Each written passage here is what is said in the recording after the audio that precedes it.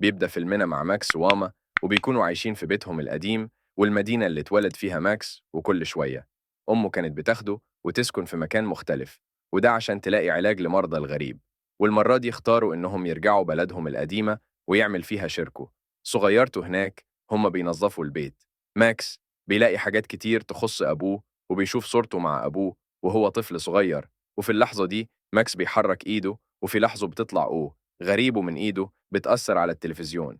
ثاني يوم وهو رايح المدرسة بالعجلة بتاعته، بيقف قدام المختبر اللي كان شغال فيه. أبوه اللي بيكون اتدمر بسبب إعصار قوي جدا، وأبوه مات بسبب الإعصار ده. وبيكمل طريقه، وفجاه بتخبطه صوفيا بالعربية بتاعتها. فبتنزل صوفيا عشان تطمن عليه وتعتذر له. بتقول له إنها ما خدتش بالها، وبتوعده إنها هتصلح له العجلة بتاعته، وبتقول له يستناها وهي راجعة في نفس المكان عشان تاخده معاها البيت. ولما بيوصل المدرسة ماكس وبتفاجئ إن الأستاذ جاد كان يعرف أبوه كويس، وده دليل على إن أبوه شخصية مهمة جدا. ماكس بعد ما بيخلص المدرسة بيروح مع صوفيا البيت، بتصلح له العجلة بتاعته وبيشكرها جدا. بيتعرفوا على بعض، وبعدها بيودعها وبيمشي بيرجع ماكس بيته، وبيلاقي صديق أبوه مايلز كان بيشتغل معاه في نفس المختبر. بيكونوا مؤسسين مع بعض شركة ذكاء اصطناعي اسمها انتيك. ماكس وقتها بيستأذن منه وبيروح عشان يغسل وشه، لكن بيشوف في الميه صوروا كائن فضائي، فبيخاف وبيخرج بسرعة. ومختبر شركه انتكا كانوا متوترين جدا بسبب كائن غريب كانوا بيحرسوه هناك. والكائن ده ابتدى يفوق ويتحرك من مكانه. وبنرجع للبيت تاني، ومامته بتقول له إن مايلز هو اللي أقنعهم يرجعوا يعيشوا للبيت القديم ثاني، لأنه أنسب مكان يعيشوا فيه. ومايلز بيقول إن بعد موت أبوه الشركة بقيت في مسؤوليته هي، والإبحاث اللي أبوه كان شغال عليها، وهي إنهم يحاربوا الكائنات الفضائية اللي عايزه تدمر الأرض. وفي المختبر الكائن بيطلع طاقة كبيرة جدا، وبيهاجم كل اللي موجودين وبيخلص عليهم. بيهرب من المكان، وبسبب الطاقة اللي طلعت منه الكهرباء بتقطع في المدينة كلها. بعد ما الكهرباء بترجع تاني مايلز بيسيبهم وبيمشي. بعدها بيروح ماكس وبيبحث على الإنترنت، وبيكتشف إن اليوم اللي مات في أبوه كان في إعصار قوي جدا ضرب المختبر ودمره، وده كان سبب موت أبوه. وكمان بيعرف إن مايلز هو الوحيد اللي نجا من الإعصار ده، لكن وهو شغال على الكمبيوتر بيفصل فجأة وبيتعصب وبيخبط بإيده بكل قوته على المكتب. وفجأة بتخرج منها ضخمة، وده بيخليه يتصدم ومش بيعرف يتصرف. وبسرعة بيضم إيده بيخبي اللي طلعوا منها. وتاني يوم بيكون عايز يكتشف اللي عنده، فبيجربها على الأجهزة الكهربائية اللي عنده في البيت. وبسبب كمية الطاقة الكبيرة جدا اللي طلعت من أيدة الأجهزة دي بتنفجر وبتتحرق. وفي المدرسة بيكون قاعد لوحده، لكن بتجيله صوفيا وبتتكلم معاه عشان يخرجوا مع بعض. وفي نفس الوقت ده بتحصل مشاكل في الأجهزة الكهربائية القريبة منه بسبب الطاقة اللي خرجت منه. فجاه وبعده بيرجع البيت بيبحث مرة ثانية على الإنترنت عشان يفهم الطاقة اللي عنده. وبعد بحث طويل جدا للأسف ما بيوصلش لأي حاجة تفيده. بيروح بعدها لأمه بيسألها عن أبوه، وبيقول لها إنه عايز يعرف كل حاجة عنه، لكنها مش بترد عليه وبيشك إنها مخبيه حاجة عنه. بيقول لها إن كل الناس في المدينة تعرف حاجات عن أبوه، هو نفسه ما يعرفهاش، وبيسيبها وهو متضايق. ثاني يوم بيقابل صوفيا في المطعم، وفجاه وهم قاعدين وبيستمتعوا وبيحس ماكس بدوخه وصداع شديد، فبيستأذن منها وبيروح الحمام. لكن فجاه بتطلع من إيده كمية كبيرة من الطاقة مش بيقدر يسيطر عليها. وبسبب الطاقة الكبيرة اللي بتخرج من إيده الكهرباء كلها بتقطع في المكان كله، وبيخرج بسرعة. هو مش عارف يعمل إيه، وبيسيب صوفيا لوحدها وبيركب العجلة بتاعته وبيمشي، وبيحاول يدور على أي مكان في الغابة عشان يفرغ الطاقة اللي عنده. وفجاه بيقف في نص الغابة وبيصرخ بأعلى صوته، وبتطلع منه كمية طاقة كبيرة جدا وبيغمى عليه في وقتها. وفجاه بيفوق ماكس وبيلاقي نفسه موجود في الأوضة بتاعته، مش بيعرف هو وصل الأوضة بتاعته إزاي. وبيكتشف كمان إن التيشيرت اللي هو لابسه محروق وجسمي كله مليان حروق. فجاه بيلفت نظره إن في كان فضائي موجود معاه في نفس الأوضة، فبيخرج بسرعة من المكان وهو مرعوب. والكائن ده بيكلمه وبيقول له إن اسمه ستيل، وقال له إنه كان فضائي بيتغذى على الطاقة اللي بتطلع من جسمه. وماكس بيكون فاكر نفسه إنه بيحلم حلم مرعب، وستيل بيحاول يأكد له إنه مش بيكذب عليه وبيقول له الحقيقة. وقال له كمان إنك لما كنت في الغابة كنت هتموت بتنفجر بسبب كمية الطاقة اللي خرجت منك، لكن أنا امتصيت الطاقة دي وانقذت حياتك.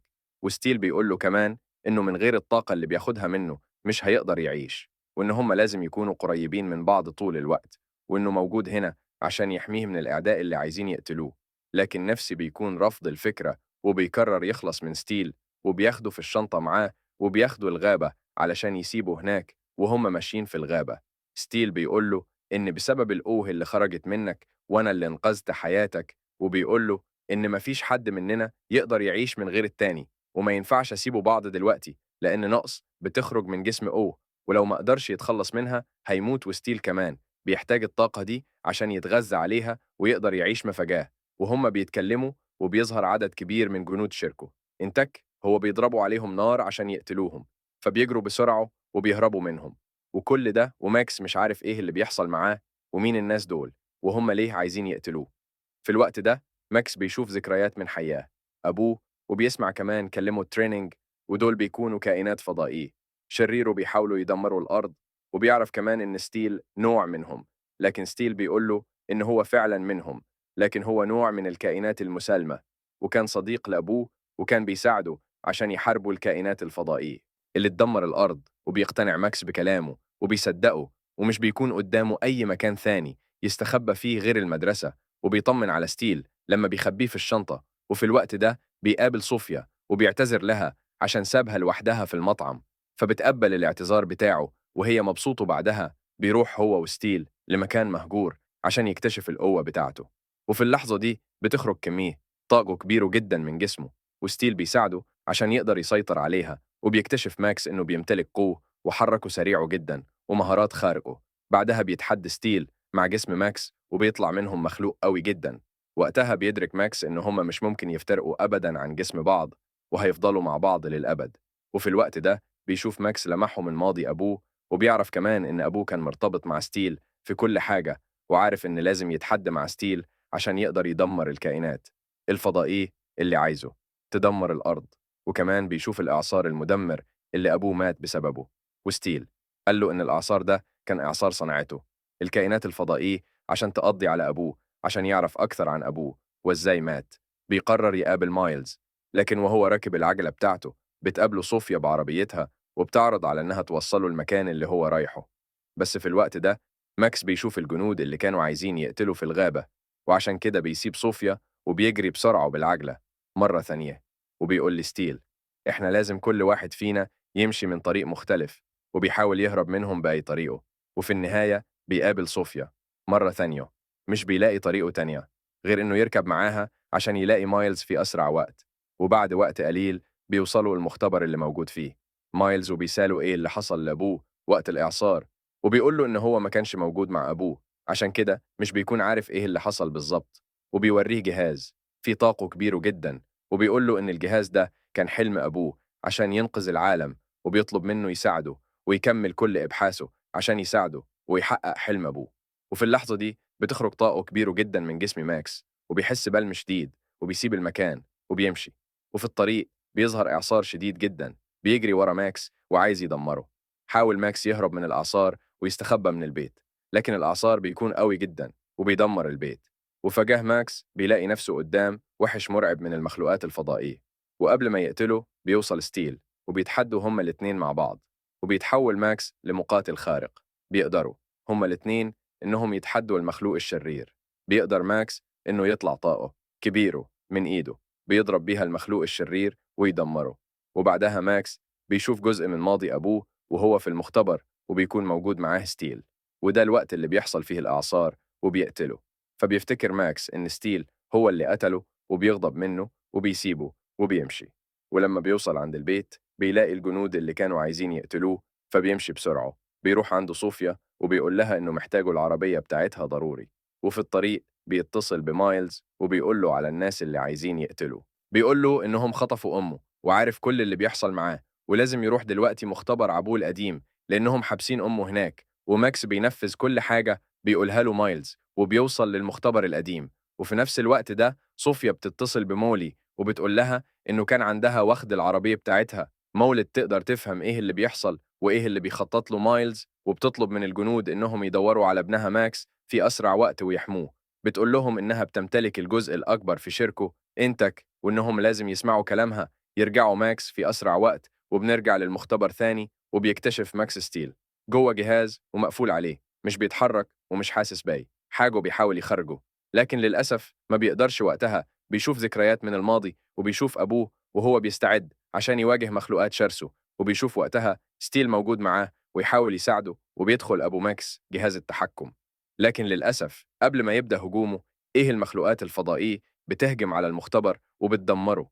وقتها بيكتشف أبو ماكس إن صديقه مايلز خانه وانضم للمخلوقات الفضائية الشريرة، وبيكتشف إنه عايز يسرق منه القوة الخارقة اللي عنده عشان يستخدمها ويحقق منها مكاسب كبيرة جدا، ويكون إنسان خارق محدش يقدر عليه. لكن مش بيديله الفرصة دي، وبيقرر يضحي بنفسه، وبيقول ستيل يدور على ابنه ويحميه طول الوقت. وفي اللحظة دي يا أبو ماكس بيفجر نفسه، بيموت، وخطة مايلز بتفشل. لكن لما بيكتشف إن ماكس وارث قوة أبوه، بيقرر إنه يضحك عليه وياخد القوة منه. وقتها ماكس بيفهم كل ده وبيهجم على مايلز، لكن مايلز بيكون لابس درع قوي جدا، وبيهدد ماكس إنه هيقتله لو ما دخلش جهاز التحكم عشان يقدر يسحب منه قوته الخارقة. وبس مش بيلاقي أي حل غير إنه ينفذ كلام مايلز، وبيروح يقعد على جهاز التحكم. وقتها بيشوف الستيل بيتحرك، فبيتفق معاه إنه هيضحي بنفسه زي ما أبوه عمل وينقذ الأرض من الدمار. وقتها بتخرج منه أوه وطاقة رهيبة جدا من جسمه، وبيمتصها ستيل، وبيتحدوا هما الاتنين مع بعض. بيهاجم مايلز بكل شراسة، لكن مايلز بيكون ذكي جدا وبيقدر يعرف مكانه وبيهجم عليه. الوقت ده بتوصل الجنود وباء جيم وعلى مايلز، وبيحاولوا يخلصوا عليه، لكن مايلز بيدمرهم كلهم بقوته الجبارة. لكن ماكس بيهجم عليه بسرعة غريبه جدا، وبيسدد عليه ضربات سريعة، ومش بيدي أي فرصة إنه يدافع عن نفسه. لكن مايلز بيسيطر عليه مرة تانية وبيسحب منه كل قوته.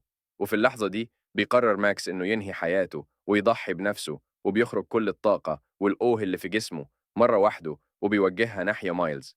وفي اللحظة دي بيحصل انفجار الضخم كبير جدا في المكان بيتسبب فيه موت مايلز، وماكس بيغمى عليه. ولما بيفوق بيلاقي إن ستيل ما حصلوش أي حاجة من الانفجار، وأمه بتوصل وبتطمن عليه وبتفرح جدا لما بتلاقي ستيل. وتاني يوم بتقوله السبب اللي بيخليها كل فترة يروحوا يعيشوا في مكان مختلف، وده عشان يحميهم وتقدر تساعده وتلاقي دكتور يخفف كمية الطاقة اللي بتطلع من جسمه. وبتقوله إن أبوه كان مخلوق فضائي جاي من كوكب بعيد، وبتدي السلسله بتاعه أبوه، وبيروح يعلق السلسله دي في خريطة الكواكب اللي كان عاملها أبوه، بيقدر اكتشف الكوكب اللي جه منه أبوه. بعدها ماكس بيقدم لصوفيا صوره لها هو اللي رسمها، وبتكون فرحانه جدا بيها، وبيوعدها إنه هيكون جنبها طول الوقت ومش هيسيبها. بعدها بيندمج ماكس وستيل مع بعض، وبيفضلوا يطيروا في السماء، وبتكون مهمتهم إنهم يحموا الأرض والبشر من الكائنات الفضائية الشريرة. وبيخلص الفيلم. ما تنساش تعمل لايك واشتراك وتفعل زر الجرس